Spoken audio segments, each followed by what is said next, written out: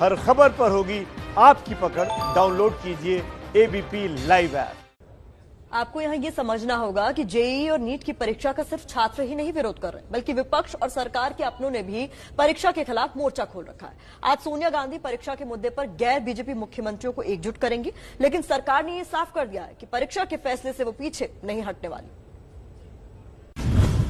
सरकार के विरोधी परीक्षा के खिलाफ, सरकार के अपने परीक्षा के खिलाफ, लेकिन सरकार परीक्षा के फैसले पर अड़े। मुझे लगता है कि सुप्रीम कोर्ट की भावनाओं को भी हमको सम्मान करना चाहिए और बच्चों का एक वर्ष खराब न हो, इसलिए और बच्चों ने ये निर्णय लिया है। जेईई नीट की तारीख नजदीक आते ही परीक्षा का राजनीतिक विरोध भी तेज हो गया है। परीक्षा के विरोध में आज कांग्रेस अध्यक्ष सोनिया गांधी गैर बीजेपी राज्यों के सीएम से बात करेंगी। कांग्रेस की छात्र इकाई एनएसयूआई ने सरकार के फैसले के विरोध में भूख हड़ताल करने का फैसला किया है। दूसरी तरफ पश्चिम बंगाल की मुख्यमंत्री ममता बनर्जी ने इस मुद्दे पर केंद्र सरकार को फिर चिट्ठी लिखकर प्रधानमंत्री से दखल की मांग की है। ओडिशा के मुख्यमंत्री नवीन पटनायक ने भी परीक्षा टालने की मांग की है। जब हम पार्लियामेंट अगर जब होने जा रहा है तो मीडिया कह रही है कि पार्लियामेंट हम एक दूसरे के बाजू नहीं बैठ सकते, थोड़े अंदर बैठेंगे, थोड़े बाहर बैठेंगे, थोड़े लॉबी में बैठेंगे। भाई जब एमपीज एक साथ नहीं बैठ सकते तो फिर कैसे आप इन बच्चों का एग्जाम लिखाएंगे? अधिकांश बच्चे वो चाहते हैं कि अभी परिस्थितियां सही नहीं हैं। अब दूर दूर से 300-300 किलोमीटर दूर परीक्षा केंद्र बनाए गए हैं, एग्जामिनेशन सेंटर बनाए हैं, और वो वहां कैसे पहुंचेंगे? हालांकि बीएसपी अध्यक्ष मायावती ने सरकार के फैसले का समर्थन किया है। लाखों छात्रों व उनके अभिभावकों से मेरा यही कहना है कि अब वे इन परीक्षाओं की हर प्रकार की तैयारी में पूरे जी जान से लग जाएं। विरोध के बावजूद नेशनल टेस्टिंग एजेंसी ने कहा है कि परीक्षाएं अपने तय कार्यक्रम के मुताबिक होंगी। छात्रों और अभिभावकों की मांग पर ही परीक्षा हो रही है। 85% से ज्यादा छात्र एडमिट कार्ड डाउनलोड कर चुके हैं। छात्रों की सुरक्षा के साथ कोई समझौता नहीं किया जाएगा। 99% छात्रों को उनकी पहली पसंद का सेंटर दिया गया है। भीड़ कम करने के लिए एक परीक्षा केंद्र में 100 से 150 छात्र ही परीक्षा देंगे। जेईई मेन के लिए परीक्षा केंद्रों की संख्या 570 से बढ़ाकर 660 कर दी गई है। नीट के लिए परीक्षा केंद्रों की संख्या 2846 से बढ़ाकर 3843 कर दी गई है। छात्र के साथ हैं, पहले उसकी सुरक्षा, उसके बाद उसकी शिक्षा, और सुप्रीम कोर्ट का भी हमको सम्मान करना है। और उन अभिभावकों को जो अभिभावक लगातार हम पर दबाव बनाए हुए हैं। सरकार लाख दलील दे, लेकिन छात्रों की चिंता की गूंज विदेशों तक पहुंच गई है। जलवायु परिवर्तन पर दुनिया की आवाज बन चुकी ग्रेटा थनबर्ग ने कहा, भारत के छात्रों को कोरोना संकट और भीषण बाढ़ के बीच परीक्षा देने के लिए कहना अनुचित है। मैं छात्रों की परीक्षा को टालने की मांग का समर्थन करती हूँ। कोरोना संकट के दौरान देश भर में गरीबों की मदद के कारण सुर्खियों में आए अभिनेता सोनू सूद ने भी परीक्षा टालने की मांग की है। सोनू ने ट्वीट किया, देश में कोरोना की मौजूदा स्थिति को देखते हुए मैं सरकार से नीट जेईई परीक्षा को टालने की अपील करता हूँ। कोरोना के हालात को देखते हुए हमें ज्यादा ध्यान देना चाहिए और छात्रों की जान जोखिम में नहीं डालना चाहिए। तो जान जोखिम में डालने वाला एग्जाम क्यों? इस पर हम बातचीत करने के लिए हमारे साथ हमारे संवाददाता नीरज पांडे हैं। इसके अलावा Pant institute, KG Pant institute के डायरेक्टर बद्री नारायण हैं और स्वास्थ्य क्लासेस के फाउंडर शोभित गुप्ता हैं। हम सीधे नीरज के पास चलते हैं। नीरज, सरकार पीछे हटने को राजी नहीं है। सरकार कह रही है कि हमने तैयारी पूरी कर ली है और छात्र भी तैयार हैं, 99% ने अपना एडमिट कार्ड डाउनलोड कर लिया है। लेकिन विपक्ष लगातार दबाव बनाए हुए है, लगातार मांग कर रहा है कि परीक्षा को स्थगित कर दिया जाए। क्या सरकार पीछे हटेगी? बिल्कुल विकास, विपक्ष लगातार दबाव बनाए हुए है, लगातार लेटर लिख रहे हैं, प्रधानमंत्री को पत्र लिखा जा रहा है, शिक्षा मंत्री को पत्र लिखा जा रहा है, और इसमें कोई शक नहीं, कोरोना को लेकर खतरा तो है, कोरोना को लेकर तमाम समस्याएं तो हैं। लेकिन एक बहुत बड़ा सवाल ये है कि जब आपने सारे बाजार खोल दिए, सारी देश में हर लगभग एक्टिविटी शुरू हो गई है, बिजनेस शुरू हो गया, फैक्ट्रियां शुरू हो गई हैं, कंपनियां शुरू हो गई हैं, ऐसे में छात्रों की जो डिमांड थी उसको पूरा करने के लिए सरकार ने ये कदम उठाया। और अब तक कल रात में भी जो पत्र एनटीए का जारी हुआ, नेशनल टेस्टिंग एजेंसी, उनका जो पत्र जारी हुआ, उससे साफ है कि उन्होंने तैयारी लगभग पूरी कर ली और अब सरकार पीछे हटने को तैयार नहीं है। यही कारण है कि कल शिक्षा मंत्री रमेश पोखरियाल निशंक स्वयं सामने आए और डीडी न्यूज को उन्होंने एक इंटरव्यू दिया और इंटरव्यू देने के दौरान उन्होंने ये बात कही कि पहले सुरक्षा बाद में परीक्षा। तो सुरक्षा के लिए हमने वो सारे पैमाने पूरे कर लिए हैं, सारे इंतजाम कर लिए हैं, लेकिन छात्रों का एकेडमिक ईयर ना समाप्त हो, इसलिए ये जरूरी है। यहाँ एक बात समझना बहुत जरूरी है। एकेडमिक ईयर पर ही जो आपने दलील दी नीरज, इसी पर मैं सवाल बद्री नारायण जी आपसे पूछना चाहती हूँ। मैं सुबह से लगातार ट्विटर पर हजारों छात्र मुझे ट्वीट कर रहे हैं और एक किसान के गरीब बेटे ने ट्वीट किया है, वो लिखता है कि 2015-2016 में पेपर लीक हुआ था, एग्जाम लेट हुए थे, तब नहीं एकेडमिक ईयर का नुकसान हुआ था। दुनिया भर में ऐसा कुछ हो रहा है कोरोना काल में जो कभी नहीं हुआ। एक साल बर्बाद हो जाएगा तो क्या हो जाएगा, जिंदगी तो बचेगी।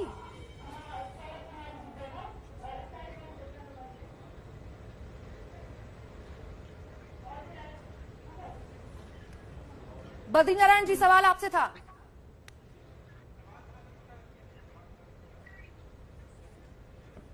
यही सवाल अगर स्वस्तिक कॉलेजेस के शोभित गुप्ता सुन पाए हैं। शोभित, सवाल आपसे। पहली बात, 2015-16 में एकेडमिक ईयर नहीं खत्म हुआ था, एग्जाम दोबारा हो गया था। हाँ, बट और दूसरी बात, एकेडमिक ईयर खताब, बच्चों को ऑप्शन तो मिलना चाहिए। Obviously we know that there are a lot of students, जो मतलब बहुत सारे बच्चे हैं जो इस बात को अपोज कर रहे हैं कि एग्जाम नहीं होना चाहिए। बहुत सारे बच्चे ये कह रहे हैं, पर बहुत सारे बच्चे ये भी तो हैं जो कह रहे हैं कि एग्जाम होना चाहिए। उन बच्चों का क्या? तो उनसे नहीं पूछना चाहिए कि भाई तुम्हारा एकेडमिक खराब होना चाहिए, नहीं होना चाहिए। बच्चे जो भी चाहता है एग्जाम नहीं देना, वो ना दे। एनीवेज अगले साल तो एग्जाम होना ही है दोबारा से, अगर ऐसी बात है तो, ठीक है। बट इन जनरल, मतलब अभी मैं कैलकुलेट ही कर रहा था, 660 सेंटर्स हैं, 600, और उसमें हर सेंटर पे 8 स्लॉट में एग्जाम होना है। 150 बच्चे एक स्लॉट में आने हैं। हर बच्चे को बोला गया पेरेंट्स को साथ में लेके आया जाए। उनको बोला गया है कि आधे घंटे के स्लॉट में बच्चों को बांट दिया गया है ताकि बच्चे एंटर करते समय भीड़ ना हो, और एक रूम नहीं होगा उस हॉल के अंदर, और बच्चे बगल बगल में नहीं बैठेंगे। ये वही सेंटर्स हैं जहां पिछले साल तक 350-400 बच्चे एक बार में आते थे। और ये सिचुएशन है। बस हमें ये सोचना है कि एकेडमिक ईयर दुनिया भर में ऐसा हो रहा है कोरोना काल में जो कभी नहीं हुआ। हम 100 साल में एक बार के वक्त में जी रहे हैं। वर्ल्ड में ऐसा हो रहा है, बिल्कुल बिल्कुल, वर्ल्ड में ऐसा। 100 साल तो बहुत छोटा टाइम पीरियड है, आप कह रहे हैं, मतलब it's even bigger than that मेरे हिसाब से, ठीक है। इतनी टेक्नोलॉजी एडवांसमेंट है। सार्स आया था, क्या कहते हैं, 2004 में, बट अभी उसके बारे में तो किसी को पता ही नहीं चला था। बट कोविड में सबको सब कुछ पता है ना। आपकी बात आपने रखी। सौरभ कुमार भी हमारे साथ जुड़ गए हैं, जो कि डायरेक्टर है विद्या मंदिर क्लासेस के, उनसे भी बात कर लेते हैं। देखिए, हम लोगों का सवाल जो है वो लगातार हम यही पूछ रहे हैं कि प्रतियोगिता तब तक संभव है जब तक प्रतियोगी है, और अगर वही लगातार ये कह रहे हैं कि हमारे ऊपर अगर ऐसा प्रेशर बना दिया जाएगा कि सेंटर पर जाएंगे तो कोरोना का खतरा, नहीं जाएंगे तो एकेडमिक ईयर बर्बाद होने का खतरा, तो ऑप्शन क्या बचता है? देखिए मैम, पहली बात तो ये है कि ऐसा कोई पोल तो है नहीं कि कितने बच्चे चाहते हैं कि एग्जाम हो और कितने बच्चे चाहते नहीं हैं कि एग्जाम हो। मैं ये बिल्कुल मानता हूं कि कुछ प्रदेश ऐसे हैं जहां पे बच्चों का ट्रैवल करना थोड़ा मुश्किल है, या जहां पे ट्रैवल करना मुश्किल है वहां पे सरकार को जरूर इस बात को ध्यान देना चाहिए कि जो सेंटर है वो उसी शहर में हो जाए जिस शहर में वो बच्चे रहते हैं। दूसरी बात, संक्रमण का खतरे की बात अगर हम करते हैं तो संक्रमण का खतरा तो अगर आपके माँ बाप घर के बाहर काम करने के लिए जा रहे हैं तो भी संक्रमण का खतरा तो उतना ही है जितना आपका कोविड सेंटर पे जाने पे है। तो ये लॉजिक तो खाली काम नहीं करेगा कि हम एग्जाम पे जाएंगे तो कोविड हो जाएगा। आप प्रिकॉशन, बहुत अच्छे एसओपी है, मैंने सारे एसओपी पढ़े हैं। और मुझे दूसरा ये लगता है कि क्या कहते हैं, उन जगहों पे जरूर बिल्कुल सरकार को और सुविधाएं प्रोवाइड करनी चाहिए जिन स्टेट्स के अंदर ट्रैवल करने का प्रॉब्लम है, तो वहां पे ट्रैवल अरेंजमेंट्स करने चाहिए जहां पे बच्चे को 150-200 किलोमीटर चलना है, या कोई गरीब छात्र है जो टैक्सी करके 7-8 हजार रुपए की वहां पे नहीं जा सकता है एग्जाम सेंटर पे। बिल्कुल आप सही कह रहे हैं सौरभ कुमार। और ये जो एक बड़ा इशू है कि अगर 200-300 किलोमीटर दूर से कोई छात्र आ रहा है तो वो किस तरह से आएगा, क्योंकि पब्लिक ट्रांसपोर्ट बंद है, प्राइवेट गाड़ी हायर करके उसके लिए आना गरीब छात्र के लिए बहुत मुश्किल होगा। सीधे प्रयागराज के केजी पंत इंस्टीट्यूट के डायरेक्टर बद्री नारायण के पास चलते हैं। बद्री नारायण जी, एक ऑप्शन ये भी है, जैसा कि शोभित ने कहा, कि जिसको नहीं परीक्षा देनी है, जो चाहता है कि एग्जाम ना हो, तो वो इस साल ना बैठे एग्जाम में, लेकिन एकेडमिक ईयर क्यों बर्बाद किया जाए? देखिए, सवाल एकेडमिक ईयर का तो है, लेकिन सबसे बड़ा सवाल जिंदगी का है, छात्रों की जिंदगी का है। जिंदगी और कैरियर में चुनना है, थोड़ा देर कैरियर पोस्टपोन किया जा सकता है, और एक का होगा एक का नहीं होगा, ये भी कोई बहुत बेहतर रास्ता नहीं है। और ये हो सकता है कि भाई आप जैसे आप लगातार कोरोना के केसेस बढ़ रहे हैं, सुविधाएं नहीं है, लोगों से गाँवों से लोग आते हैं, से आते हैं, कोई भी एक डिस्ट्रिक्ट टाउन से आप पता है कि 6-6 घंटा लोग चल के गाड़ियों बसों में बैठ के आते हैं, ना बस है ना ट्रेन है, उसकी सुविधाएं नहीं है। फिर लोग आएंगे तो ठहरेंगे कहाँ छात्र शहरों लेकिन बद्री नारायण जी, जो कोरोना के केसेस है उसमें ये भी सामने आया है कि 19 से 24 साल के बच्चों के लिए फेटल नहीं है। इस तरह के मामले नहीं सामने आए। कोरोना का अगर संक्रमण हुआ भी है तो फेटल नहीं है। ऐसा नहीं है। देखिए, जो भी घटनाएं हो रही हैं उसमें कई यूथ भी मर रहे हैं, और एक भी अगर मरता है तो जिंदगी कॉस्टली है। एक नेशनल लाइफ, ये नेशन का लाइफ है। बिल्कुल बद्री नारायण जी, और भगवान न करे अगर ऐसा हो जाए तो ये सरकार इस बोझ को, उस छात्र की मौत के बोझ को अपने कंधों पर क्या उठा पाएगी? सौरभ कुमार जी हमारे साथ लगातार बने हुए हैं। देखिए, एक जिंदगी महत्वपूर्ण होती है, एक जिंदगी महत्वपूर्ण होती है। आपने देखा होगा विदेशों में किस तरह से एक जिंदगी के लिए पूरा राष्ट्रीय पॉलिसी प्रभावित होती है। हमें एक राष्ट्रीय नीति बनानी चाहिए अपनी जिंदगी को प्रोटेक्ट करने के लिए, और 2-4 महीने और ठहर लेते संकेत है जो सरकार देश को देगी। सौरभ कुमार जी, वैक्सीन आ जाता है, बद्री जी मैं आऊंगी आपके पास।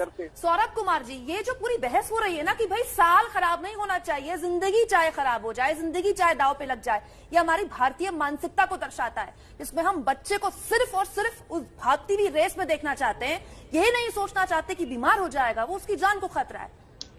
मैं इसमें एक बात और ऐड करना चाहता हूं कि 0 ईयर करना भी एक सोल्यूशन है, पर क्या 0 ईयर पूरा वर्ल्ड मिलके कर रहा है, या भारत के बच्चे पूरे विश्व से पीछे रह जाएंगे अगर हम 0 ईयर करते हैं तो? ठीक है, तो या तो ये पूरा विश्व एक साथ आए और सारी सरकारें इस बात पे अमल करें, अमेरिका की, इंग्लैंड की और भारत की और रशिया की, कि हाँ इस साल जो है पूरे विश्व में 0 ईयर घोषित किया जाएगा, तो भारत के छात्र जो है विश्व के बाकी देशों के छात्र से पीछे नहीं रहेंगे। लेकिन अगर खाली भारत में 0 ईयर घोषित कर दिया जाता है और विश्व में बाकी देशों में शिक्षा आगे बढ़ जाती है, तो क्या आपको नहीं लगता है कि ये भारतीय छात्रों के लिए एक गलत हो जाएगा? नंबर 2, क्या आज से 5 साल के बाद जब हम 2025 की बात करेंगे तो जो देश में 60,000 70,000 नए डॉक्टर पैदा होने वाले थे या 1 लाख नए इंजीनियर आने वाले थे, वो 2025 में वो हमें अडैप्ट करेंगे?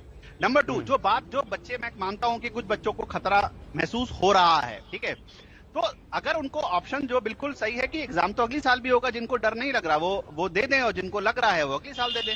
तो इसमें कुछ ऐसा, और इसमें एक और, इंजीनियरिंग के लिए तो खासतौर से एक बहुत बड़ी बात यह है कि जनवरी में इम्तिहान हो चुका है, तो 90% तो ये क्लियर ही है किसका एडमिशन होना है किसका एडमिशन नहीं होना है। ये बहस जो होनी चाहिए ये मेजरली मेडिकल इंटरेस्ट के ऊपर होनी चाहिए। सौरभ कुमार, मैं आपसे ये सवाल पूछना चाह रही हूँ कि सिर्फ हम प्रोज एंड कॉन्स की बात कर रहे हैं, मतलब कि या तो इस पार या तो उस पार, बीच का रास्ता यहाँ पर क्या है ये कोई नहीं इस पर बात कर रहा है। बीच का रास्ता क्या दिखाई दे रहा है?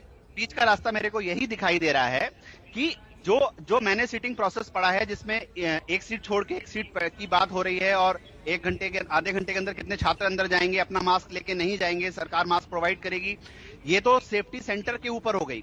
नंबर 2, जो सबसे ज्यादा मैं जो सोशल मीडिया पे देख रहा हूं, जो दिख रहा है कि लोगों को ट्रैवल करने में परेशानी हो रही है, तो मैंने शुरू में भी यही बात कही कि सरकार को इस बात को इंश्योर करना पड़ेगा कि वो फैसिलिटी गवर्नमेंट प्रोवाइड करे। वो फैसिलिटी पेरेंट्स या बच्चा प्रोवाइड नहीं कर सकता है।